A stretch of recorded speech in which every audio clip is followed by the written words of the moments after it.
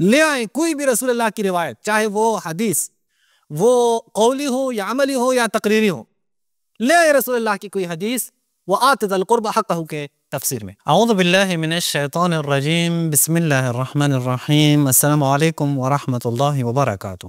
فدق کے حوالے سے جناب گیلانی صاحب، ذوالفقار گیلانی صاحب کے رد ہم پیش کر رہے تھے کہ انہوں نے کہا ہے کہ یہ جو آیت ہے وآت ذی القربى حقہ، یہ مکی آیت ہے اور یہ مکی صورت میں ہے اور یہ مدینہ کی بات ہے فدق والی، یہ ناممکن ہے۔ اس کے اوپر ہم نے جواب آپ کو دیا۔ آج میں جو آپ کے سامنے رکھ رہا ہوں وہ اسی ویڈیو کے دیگر جو اشکالات انہوں نے اٹھائے ہیں ان کے جوابات آپ کے سامنے انشاءاللہ رکھتا ہوں۔ یہ آپ دیکھ لیں کہ جناب علی اپنے خلفاء کو بچانے کے لیے کیسے کیسے وہ جہالت پر مبنی سوالات اٹھاتے ہیں۔ سر آپ دیکھیں یہ کیا کہتے ہیں، یہ کلپ ملاحظہ فرمائیں۔ اس سے آگے ایک بات اور سمجھ میں آ رہی ہے کہ نبی پاک علیہ السلام کو یہ کہا جائے قرآن پاک میں وآت ذی القربى حقہ۔ ہاں یہ کہتے ہیں نبی کریم کو کہا گیا ہے کہ وآت ذی القربى حقہ۔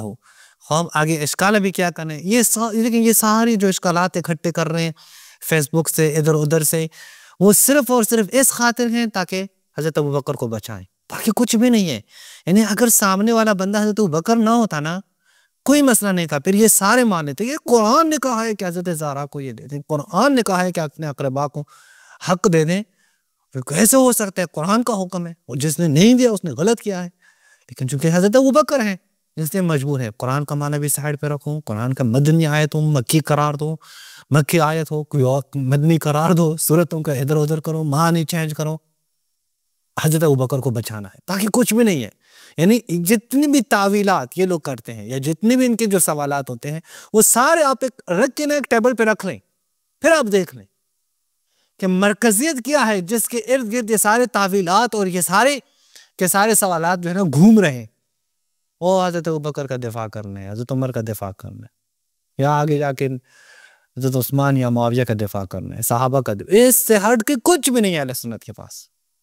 اہل سنت نے صرف دفاع کی خاطر یہ سارے کے سارے جو ہے وہ روش اور یہ سارے کے سارے حربے اپنائے ہوئے ہیں۔ قریبیوں کو ان کا حق عطا کر دو، اس کا ترجمہ یہ سر۔ تو اب نبی پاک علیہ السلام کے باقی اعزاء و اقربا وہاں موجود نہیں تھے؟ آپ کے چچا موجود تھے، آپ کے چچا زاد بھائی موجود تھے، آپ صلی اللہ علیہ وسلم کی دیگر بنات موجود تھیں۔ اچھا یہاں پہ یہ دیکھیں کہ یہاں پہ انہوں نے کہا ہے کہ رسول اللہ صلی اللہ علیہ وآلہ کے دیگر اقربا بھی موجود تھے۔ اور بھائی جی ایک بیٹی کو فدق دیا ہے وہ آپ لوگوں سے ہضم نہیں ہو رہا، تو آپ کہہ رہے ہیں دیگر کو کیوں نہیں دیا ہے؟ اچھا نہیں دیا اس کے اوپر آپ کے پاس کیا دلیل ہے کہ رسول اللہ نے ان کا حق ان کو نہیں دیا ہے؟ یہ آپ پیش کریں۔ مثلا اسی ویڈیو میں انہوں نے ایک تو یہ کہ اقربا کو کچھ نہیں دیا، اور ایک جو انہوں نے کہا ہے وہ خود اس حوالے سے کہ اس آیت میں جو دیگر الفاظ ہیں اس کے اوپر بھی انہوں نے سوال اٹھائے ہیں۔ مثلا آپ دیکھیں یہ یہاں پہ یہ کیا کہہ رہے ہیں، جب ان کو مل گیا تو پھر انہوں نے کیوں بھیجا؟ لہٰذا یہ روایت بھی کس اعتبار سے بھی درست نہیں ہے۔ بات آپ کو سمجھ آ رہی ہے؟ اچھا اسی طریقے سے اس میں ایک بات اور، اگر اس آیت کریمہ کو پڑھا جائے، اس آیت کریمہ کے جو کلمات ہیں قرآن مجید اور فرقان الحمید کے اندر، آپ ان کے اس آیت کریمہ کے کلمات دیکھیے، آیت کے کلمات کے دیکھیں تاکہ جناب ابوبکر کا دفاع کر سکیں جہالت پر مبنی سوال اٹھا کے۔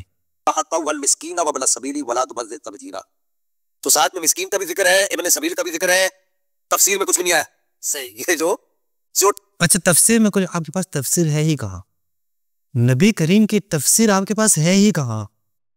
آپ کے پاس آپ تفسیریں اٹھائیں، کس نے کہا ہے؟ قتادہ نے کہا ہے، فلاں نے کہا ہے، یہ اکرامہ نے کہا ہے، یہ کہا۔ آپ کس تفسیر کی بات کر رہے ہیں سر؟ آپ کے ہم معصوم صرف اور صرف رسول اللہ ہیں، یا جن کو آپ حجت سمجھ رہے ہیں صحابہ ہیں، تو معصوم تو رسول اللہ ہے جن کو قرآن نے بھی کہا ہے لِتُبَيِّنَ لِلنَّاسِ۔ آپ کے پاس تفسیر رسول اللہ کی موجود ہے آپ کو؟ چلے میں آپ کو چیلنج کر کے دے دیتا ہوں، لے آئیں کوئی بھی رسول اللہ کی روایت، چاہے وہ حدیث وہ قولی ہو یا عملی ہو یا تقریری ہو، لے آئے رسول اللہ کی کوئی حدیث وآت ذی القربى حقہ کے تفسیر میں پیش کریں۔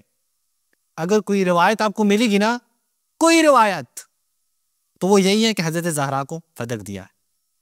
باقی تو سارے آپ لوگوں کے گمانات ہیں، مزاعم ہیں، اندازے گیریاں ہیں سر، باقی تو آپ کے پاس کچھ نہیں ہے۔ آپ اس آیت کے اندر جو روایات ہیں، جو احادیث ہیں رسول اللہ سے، لے آئیں، پیش کریں، کہیں کہ نہیں یہاں مراد یہ نہیں ہے، یہاں مراد جو ہے وہ اقربا کو کچھ دینا نہیں ہے، بلکہ ہر کوئی اپنے اقربا کو کچھ دے دے، فلاں کرے، یہ کریں، جتنے بھی اقوال آپ کے پاس موجود ہیں لے احادیث سے پیش کریں۔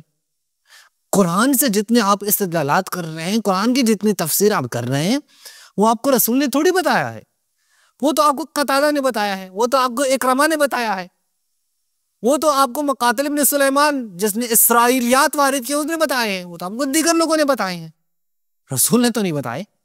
رسول کی تعلیمات تو آپ کے پاس سب نہیں ہے۔ اب یہاں پہ یہ کہتے ہیں کہ دیکھیں رسول نے اپنے دیگر چچا کو، دیگر اقربا کو، رشتہ داروں کو کیا دیا ہے، یا جو ہے وہ رسول اللہ نے مسکین اور ابن سبیل کی جو بات ہوئی ہے قرآن کی آیت میں، اس میں تفسیر میں کیا؟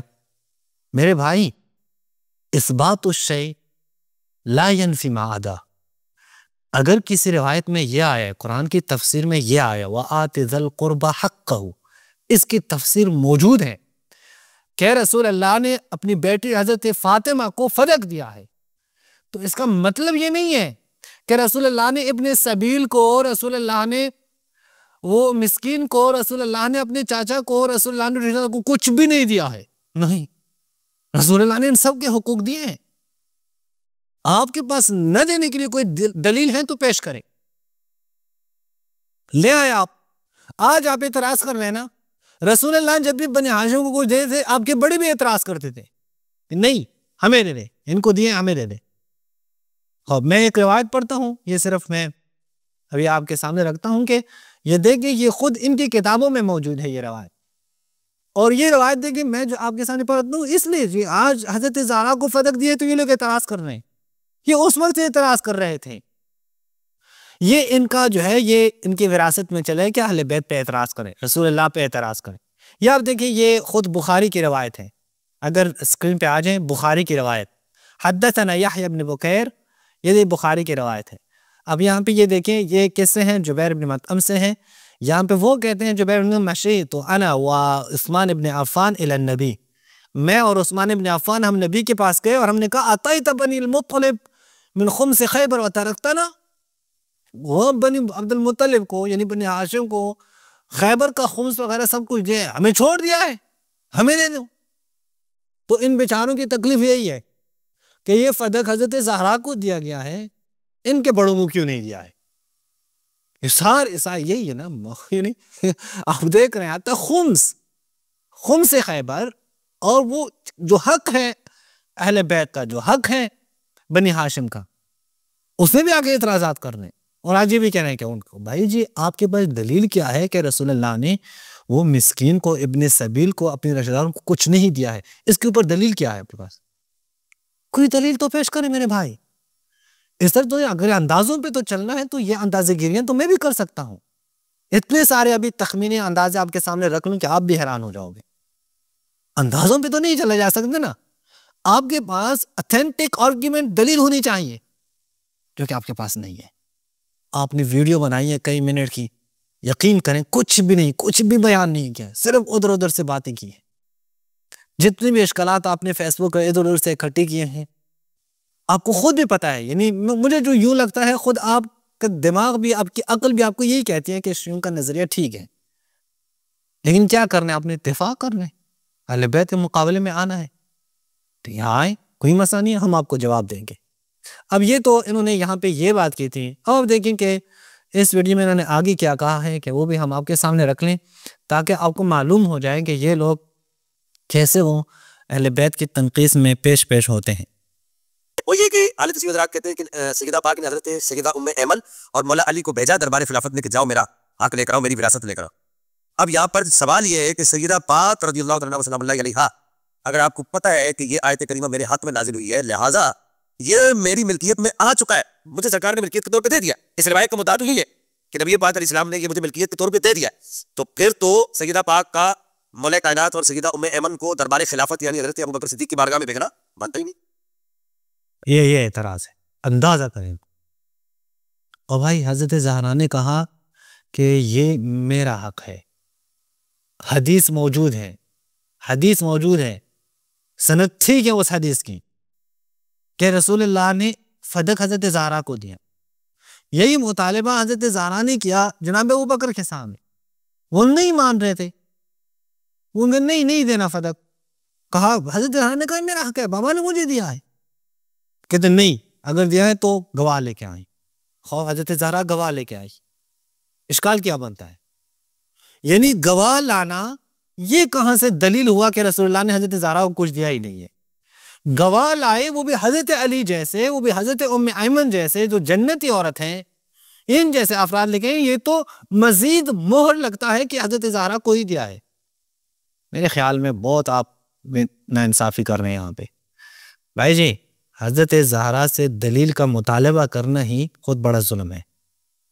کیسے آپ حضرت زہرا سے دلیل کا مطالبہ کریں؟ رسول کی بیٹی ہیں, بضعۃ النبی ہیں, وہ آ جائیں, وہ کہیں کہ یہ مجھے وراثت میں یہ ملتے ہیں, یہ فدق یا مجھے ہبہ دیا گیا ہے. بے شک آپ کہیں کہ میں نے رسول سے یہ فلاں بات سنی ہے, یہ سنی ہے, لیکن چونکہ حضرت زہرا آئی ہے, آپ نے اپنے آپ کو غلط کہنا. آپ نے کہنا ہے کہ مجھے سننے میں غلطی ہوئی ہوگی, رسول اللہ کی مراد کوئی اور ہوگا, وہ مجھ سے غلط مراد سمجھنے میں مجھ سے غلطی ہوگی. بی بی فاطمہ تو زہرا غلط نہیں کہہ سکتی. ہر مسلمان کے ایمان کا یہ تقاضا ہے کہ ان کے سامنے اگر وہ شخصیت جنہیں رسول اللہ نے اپنے وجود کا ٹکڑا قرار دیا ہے, جن کے غضب کو رسول اللہ نے اپنا غضب, جن کی رضایت کو رسول اللہ نے اپنی رضایت قرار دیا ہے, جب رسول اللہ جاتے ہیں تو باہر سفر کے لیے تو سب سے آخر میں ان سے ملتے ہیں, جب واپس آتے ہیں سب سے پہلے ان سے ملتے ہیں. جب وہ رسول کے پاس آتی ہیں تو رسول اللہ استقبال کی نہ فقط توڑتے ہیں بلکہ آگے جاتے ہیں اور ان کے ہاتھ مبارک کو بوسا دیتے ہیں, پھر اپنی جگہ پہ بیٹھاتے ہیں. واجلسہا مجلسہ, یہ ساری آپ کی روایات ہے سر. پھر وہ شخصیت آ جائیں, وہ مطالبہ کریں کہ یہ میرا حق ہے, اور آپ آستینوں اٹھائیں, نہیں یہ تمہارا حق نہیں ہے, میں نے رسول اللہ سے سنا ہے فلاں بات, گواہ لے کے آئیں. کیا بات ہو گئی سر؟ بھائی بات کون سے ہو گئی؟ کس طرح کا ایمان ہے آپ کا؟ چلے روایات میں جو کچھ آیا ہے. آپ تو 1400 سال بعد آئے ہیں نا جناب, کیسے ایمان ہے آپ کا؟ گیلانی صاحب, کیا یہ آپ کا ایمان ہے؟ یہ آپ کا ایمان گوارا کرتا ہے کہ آپ حضرت زہرا کو غلطی پر کہیں؟ یہ آپ کا ایمان گوارا کرتا ہے؟ درست ہے آپ الفاظ جو بھی استعمال کر رہے ہیں, لیکن نتیجہ تو یہی بنتا ہے کہ آپ حضرت زہرا کو غلطی پر کہہ رہے ہیں. یہ سب سے بڑی بات ہے کہ گواہ لانا یہ کہاں سے دلیل ہو گیا کہ حضرت زہرا کو فدق نہیں دیا گیا ہے؟ یعنی میں آپ کے منطق پہ حیران ہوں, یقین کریں.